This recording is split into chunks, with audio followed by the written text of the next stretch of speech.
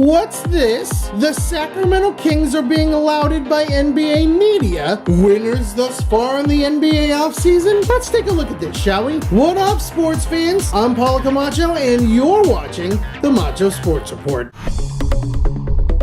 The Sacramento Kings are winning the NBA offseason. As a franchise that had been reamed by the national sports media these past few years, most recently after trading away franchise player DeMarcus Cousins for Buddy Hield, a protected first-round pick, and a bag of peanuts, things are actually starting to look up. It started with the NBA draft lottery, where the Kings actually won a top 3 spot. Sure, that was relayed to the Philadelphia 76ers in a pick swap, but the fact was, coupled with keeping New Orleans' first-round draft pick, the Kings had 2 top 10 picks at 5th and 10th overall. And when it came down to draft day on June 22nd, Sacramento turned in a haul even the most skeptical of critics could be impressed with. They landed their prize target at point guard, Kentucky speedster De'Aaron Fox, with the 5th overall pick. While he lacks a consistent long-range shot, shooting 24.6% from three-point land in his lone season at Lexington, he excels at just about everything else. He has elite speed, can easily cut to the basket, and with an assist rate of 4.6 per game at Kentucky, he's certainly capable of being the kind of game-changing floor general that makes his teammates better. With the 10th pick, the Kings front office, led by embattled general manager Vlade Divac, flipped it to the Portland Trail Blazers for picks 15 and 20, a trade that on its surface may be a franchise-altering steal for the Kings. Sacramento selected North Carolina small forward Justin Jackson at 15th overall, a Swiss Army knife of a player with a high basketball IQ that can shoot, pass, and defend well. Not to mention that 2017 national championship under his belt. He'll make a good replacement for outgoing incumbent Rudy Gay. The Kings then took a bit of a risk-reward gamble at pick number 20, taking Duke power forward Harry Giles. Considered a top NBA prospect coming out of high school, Giles has been hindered by ACL injuries in 2013 and 2015, but if he lives up to his huge potential, he will prove to be an absolute steal for a Kings team in need of some good fortune. The Kings even knocked their second-round pick out of the park, at least on paper. With the 34th pick, Sacramento nabbed Wooden Award winner Frank Mason III out of Kansas. His combination of skills on the court and diminutive size, he's only 5'11" and 189 pounds, have garnered comparisons to another former Kings point guard, Boston Celtics All-Star Isaiah Thomas. Despite his size, Mason brings big game experience, explosiveness, and strength, the kind of traits a scoring point guard needs, and the kind of game that will certainly act as a change of pace relative to De'Aaron Fox's game. Couple all that with the recent signing of talented international prospect Bogdan Bogdanovic and free agents George Hill, Zach Randolph, and Vince Carter, a subject for another video, let me assure you, and it seems like the Kings might actually be putting something special together. I know, it's still